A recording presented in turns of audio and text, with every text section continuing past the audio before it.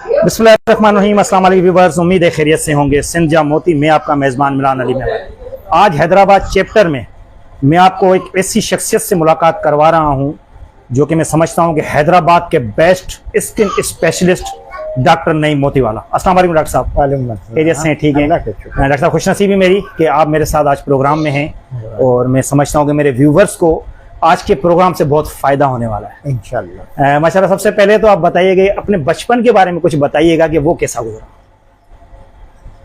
बचपन जिस दौर की बात कर रहे हैं उसके अंदर तो एक जनरेशन गैप है। आजकल का बचपन और हमारे जो बचपन में था वो बड़ा चेंजेस था। हम अपने एक रूटीन के हिसाब से पढ़ते थे, तो गेम तो कोई खेलने के लिए ना ग्राउंड होते थे ना कुछ होते थे। हम गली में खेलते रहते अपने हिसाब से, और फिर तरबियत होती थी माँ बाप की, पढ़ाई अच्छी होती थी। हम आज तक इस लेवल पे पहुँचे। डॉक्टर साहब, फैमिली में कौन कौन, शादी से पहले के पहले बताइएगा तो फिर आपकी शादीशुदा जिंदगी में भी हम आएंगे। जैसे भाई बहन, वालदा वालिद, इसके बारे में कुछ बताइएगा। हाँ, बस हमारे जब हम पढ़े हमने अपने हिसाब से होश आया तो हमारे वालिद वालदा, उनकी शफकत मोहब्बत बहुत थी। उन्होंने हमें बहुत ही अच्छी तालीम से नवाजा। जिस लेवल की तालीम होती है उस हिसाब से जो हम लोगों ने बहुत कोशिश की कि एक फ्यूचर बन जाए, और हम वाकई फ्यूचर बना गए। अल्लाह का शुक्र है, एहसान है, और इसमें माँ बाप की बहुत ज़्यादा दुआएं होती हैं। भाई, एक भाई दो बहनें हमारी होती थी, ठीक है ना। अब इस वक्त तो ऐसी हालत है कि ना माँ पे ना माँ है, ना भाई है ना बहन है। अभी आप हैं, एक बहन है, बाकी सब अल्लाह को प्यारे। बच्चे सर कितने आपके? शादी आपकी एक दो, इसके बारे में भी बताइएगा। हाँ, नहीं, शादी फिलहाल एक ही है, पर इंशाल्लाह एक ही रहेगी। अच्छा, ठीक है सर। क्योंकि जिस दौर से हम ताल्लुक रखते हैं तो उसमें शादियाँ दो अलाउ नहीं है। अच्छा, और हमें मेमन कम्युनिटी में ऐसा होता है कि दो शादियां नहीं होती, या अब दौर तब्दील हो गया है? नहीं, मतलब ये नहीं कि दो, तो उस जमाने में दो चार हमारे तो होती रहती थी, फोर फादर में सुनते थे। लेकिन इसके बाद तो अब हालात इस तरह आ गए कि वो एक भी नहीं संभलती लोगों से। अच्छा। बच्चे सर आपके कितने हैं? जी, मेरे दो बच्चे हैं, एक बेटा है एक बेटी है। और माशाल्लाह बेटा भी जो है डॉक्टर है, जबरदस्त, और इस वक्त कराची का best leading hair transplant surgeon है। जबरदस्त। अच्छा, डॉक्टरी का शौक बचपन से था, किसी को देखकर हुआ, या वैसे ही बस जहन में आ गया? नहीं, असल में जिस दौर की बात हो रही है हमारी अपनी, उसके अंदर तो सिर्फ एक ही चीज़ होती थी, डॉक्टर डॉक्टर डॉक्टर। कोई और तो कोई चीज़ समझ में आती नहीं थी लोगों को। सही कि कोई स्पोर्ट्स में चला जाए, कोई इंजीनियरिंग में चला जाए, या कोई कंप्यूटराइज हो जाए, क्योंकि ये सारी चीज़ें होती नहीं थी। हमें एक तरीके से लकीर के फ़कीर ही थे कि चलो भाई एक रेवड़ के साथ निकल जाओ। अच्छा, डॉक्टरी का शोबा ऐसा है कि इसमें मेहनत की बहुत ज़रूरत होती है। अच्छा, अभी ये पब्लिक सर्विस कमीशन, ये चीज़ें अभी हैं, या पहले भी यही इनका सिस्टम था डॉक्टर बनने का?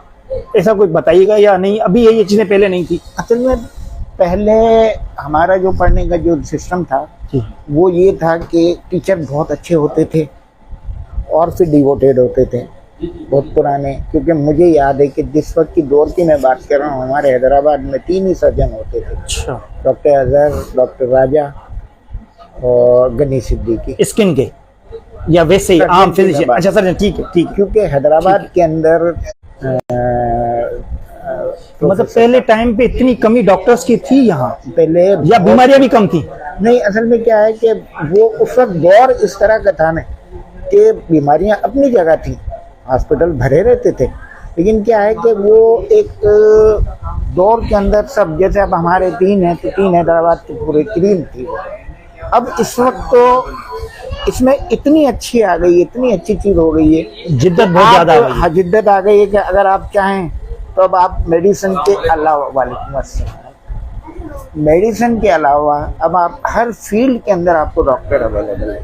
आपको छोटे से लेके, अगर आप कहें कि मुझे चेस्ट के हवाले से है तो आपको चेस्ट मिलेगा, उसमें फिजिशियन भी मिलेगा, सर्जन भी मिलेगा। अगर आप कहते हैं सर्जन हो तो आपको ऑर्थोपेडिक के लिए पूरी जिस्म के लिए है। अगर आप कहते हैं कि कॉस्मेटोलॉजी हो, कॉस्मेटिक के लिए, तो हमारे पास ये भी है। पीट्स के हवाले से भी बहुत अच्छी डेवलपमेंट है। अब हमारे इधर पहले तो वहाँ पर हमारे हैदराबाद में नर्सरी नहीं होती थी, अब जगह जगह नर्सरी हैं जो कि बच्चे जो है वो मौत के मुंह से जानते हैं। समझते हैं कि सेहत की सहूलियात पहले से इस दौर में बहुत जदीद और ज्यादा हो गई हैं या पहले बेहतर थी? नहीं, पहले से काफ़ी जिद्दत है, बहुत अच्छा है और साइंटिफिक है, क्योंकि हम लोग इसको अपना रहे हैं। क्योंकि हमारा जब डॉक्टर बाहर से आता है, वापस आता है, तो फिर जाहिर है कि इसको ये पूरी तरीके से फॉलो करते हैं। दूसरा ये होता है कि हमारी गवर्नमेंट क्या कर रही है। जब से मुझे पता है, हम लोग जब भी जॉब में होते थे, जब से मैडम अजरा पिचू आई हैं साहिबा, यकीन माने हेल्थ के लिए उन्होंने इतनी डिवोटेड हैं कि मेरे ख्याल में तो हर जगह उन्होंने, आप खाली एक चीज़ देखें, हैदराबाद के अंदर दिल के लिए कोई काम होता था? आज तक हमारे पास कोई दिल का कुछ भी होता था, कहीं नहीं जाता था। NICUD कराती, बस वो भी अब तो सर हैदराबाद में भी NICUD काफी हो गई हैं अब तो। NICUD हैदराबाद की मैं कहता हूँ, अगर हैदराबाद को बेस्ट मिली है तो वो NICUD मिली है। वो इसलिए मिली है कि मुझे याद है कि हमारी NICUD तालका हॉस्पिटल कासिमाबाद के अंदर स्पेस पड़ा हुआ था। तो हमारे साथ जो थे डॉक्टर जमान बलोच साहब, वो भी कार्डियोलॉजिस्ट हैं। हम सब ने मिल के एक जगह को हमने किया, हमने कहा कि हो सकता है, अभी हमारे फेवरेबल लोग हैं, हम चाह रहे थे कि इस जगह हॉस्पिटल बन जाए कार्डियोलॉजी। अच्छा, इसके लिए यही मैडम सामने आई थी, उन्होंने हमें जो है बजट पास करके दिया। आज ये आलीशान बिल्डिंग जो है ना खड़ी हुई है। असल में हमारे एक आइडियल होते थे डॉक्टर जावेद अनवर, ठीक है, और जो कुछ भी आज हम हैं उनकी बदौलत है। क्योंकि हैदराबाद के अंदर, अगर मैं कहता हूँ कि अगर कोई हैदराबाद के अंदर स्किन के लिए कोई मेहनत हुई है तो जावेद अनवर साहब थे हमारे। इनकी वजह से आज स्किन के अंदर इतने सारे डॉक्टर हैं, क्योंकि उन्होंने इतनी मेहनत की LMC के लेवल पे कि उन्होंने जो है पोस्ट ग्रेजुएशन भी की, क्लासेस की, पूरा वार्ड बनवाया था उन्होंने, बहुत अच्छा माशाल्लाह ना। तो उसको देख के इंस्पायर्ड हुए हम। फिर हम जब जाते थे तो वो हमें बड़ी शफकत से पेश आते थे। फिर इसके बाद जब हम गए तो पता चला कि स्किन भी बहुत बड़ा सब्जेक्ट है। अगर हम स्किन को देखने जाएं तो हमें हर चीज़ की पता चल जाती है कि हमारी जिस्म कहाँ रही है। अच्छा, स्किन की बीमारियां जानलेवा भी डॉक्टर साहब होती हैं? हाँ, होती हैं। अगर आप कैंसरस पे जाएं तो कैंसर डिजीज़ की ऐसी होती हैं जो जान ले जाती हैं, लेकिन ये है कि वो सम सर्टेन लेवल, इस तरह की नहीं है कि आप एकदम चले जाएं। अगर आपको लगता है कि आप एलर्जिक हैं या कोई चीज़ हो रही है तो वो तो खैर एक चीज़ है, लेकिन डेथ हमने इसमें होती नहीं देखी। अच्छा, बहुत कम ऐसी हैं 3-4 डिजीज़ हैं जिसमें वाकई डेथ हो जाती है, लेकिन वो भी एक सर्टेन लेवल है, क्योंकि हम 3-4 साल के बाद वो फिर ये हो जाता है। इस वक्त हैदराबाद में आपको स्किन स्पेशलिस्ट की अगर बात करें तो सबसे बेस्ट इस वक्त हैदराबाद में कौन है? देखिए, मेरे हिसाब से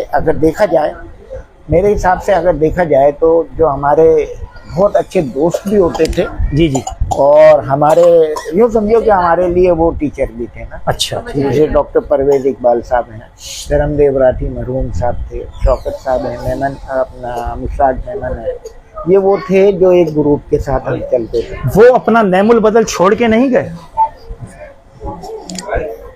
नेमुल बदल कुछ ऐसे डॉक्टर अभी मौजूद हैं? बिल्कुल यही है, बिल्कुल ये जिनका मैं नाम ले रहा हूँ ये उनके शागिर्द हैं। बिल्कुल, बहुत अच्छा कर रहे हैं। जॉब कितने साल आपने की? मैंने जॉब अपनी पूरी की गवर्नमेंट की, और मैं रिटायर भी वहीं से हुआ। सबसे बेस्ट हॉस्पिटल जहां आपको जॉब करने में बहुत मजा आया हो? मुझे यही पूरा किया मैंने हैदराबाद के अंदर। अगर आप EPI के लेवल से देखें, पोलियो के हवाले से देखें, या कोई भी अगर हमारी हॉस्पिटलाइजेशन की हो, तो हमने उसमें सारों के अंदर जो है वो इंटरेस्टिंग काम लिया, विजिलेंस भी रही, इन लोगों को इम्प्रूव भी किया, सारा किया। लेकिन बाद में जब हमारा प्रमोशन होता गया तो फिर सबसे पहले मैं कासिमाबाद में AMS हुआ था। AMS होने के बाद वहाँ पर बहुत मज़ा आता था, क्योंकि बहुत बड़ा हॉस्पिटल था, बहुत अच्छा हॉस्पिटल था, और इसके बाद उसके अंदर डेवलपमेंट के चांसेस है, क्योंकि हमें वहाँ पर MPA बहुत अच्छे मिले हुए थे। हमारे अपने डॉक्टर्स जो थे, डॉक्टर जमान बलोच और डॉक्टर हसन मुराद शाह जो DG हेल्थ, वो बस यूँ समझते थे कि अगर हमें बनाना है तो इस हॉस्पिटल को बनाना है। और राइट पहला नर्सरी हैदराबाद का तो कासिमाबाद हॉस्पिटल में बनाया। इस वक्त स्किन के हर मर्ज का इलाज मौजूद है। इस वक्त आप ये देखें कि स्किन कभी किसी की जान नहीं लेती, लेकिन स्किन को हमें ये देखना है कि कुछ ऐसी डिजीज़ होती हैं जो कि डेंजरस तो होती हैं, लेकिन क्या है कि वो आर्टिफैक्ट्स में होती हैं। अगर हम चेहरे पे जाएं तो चेहरे पे तो आप कॉस्मेटिक भी ले लें, सारी चीज़ें हो रही हैं, लेकिन कुछ डिजीज़ ऐसी होती हैं जो कि हमारी मौरूसी होती हैं। अच्छा, जैसे आजकल इंजेक्शन लगाई जा रही हैं, चेहरे पे अजीब अजीब किस्म की चीज़ें लगाई जा रही हैं, तो क्या स्किन में वो भी प्रॉब्लम ज़ाहिर करती होंगी या नहीं, ऐसा कुछ नहीं है? तो अभी मसला ये है ना कि अगर आप किसी चीज़ को नेचुरल को छेड़ेंगे तो नुकसान ही होगा, और जब नुकसान होगा तो आप किसी चीज़ को भी छेड़ें, आप भले बोटॉक्स इंजेक्शन लगवा लें, कोई हाइड्रा फेशियल करवा लें, कुछ भी करवा लें, लेकिन जो चीज़ है अपनी नेचुरल वो उसको पूरा करना है। अगर आप चाहें कि हमारा फेस बहुत वाइट हो जाए तो आप वाइट के लिए तो आप लड़ रहे हैं, आप लड़ रहे हैं नेचर से कि आपकी स्किन अगर अल्लाह ने गंदुमनी रखी है या ब्लैक रखी है तो वो तो आपकी सेफ्टी है, लेकिन अगर आप उसे वाइट कर दोगे तो ये सनरेज आपको जो है वो बहुत ज़्यादा नुकसान कर जाएंगे। डॉक्टर साहब, हमारे व्यूवर्स के लिए कोई मैसेज आपकी तरफ से? बस व्यूवर्स को सबसे पहले तो यही है कि खुदा के वास्ते हेल्थ प्रॉब्लम अपनी जगह है, सफाई का बहुत ख्याल रखें, लेकिन अगर हम इसको बिल्कुल सेटल कर लेंगे तो हमारी बीमारियां ख़त्म हो जाएंगी। दूसरा ये है कि इस वक्त बीमार बहुत हैं, लेकिन किसी को इलाज करने के लिए कोई ताकत नहीं होती है, तो कोई ऐसा बंदा नज़र आए तो उनकी ज़रूर खिदमत करें। बहुत शुक्रिया डॉक्टर साहब, आपने मुझे टाइम दिया अपना। व्यूवर्स, उम्मीद करता हूं कि ये छोटी सी कोशिश और ये मेरा छोटा सा प्रोग्राम आप लोगों को ज़रूर पसंद आएगा। इस उम्मीद से खुदा हाफिज़। मेरे प्रोग्राम को शेयर ज़रूर करिएगा, मेरे YouTube चैनल को सब्सक्राइब ज़रूर करिएगा। फिर किसी और प्रोग्राम के साथ आपके साथ लाइव मौजूद होंगे। अपना ख्याल रखिएगा। अल्लाह हाफिज़।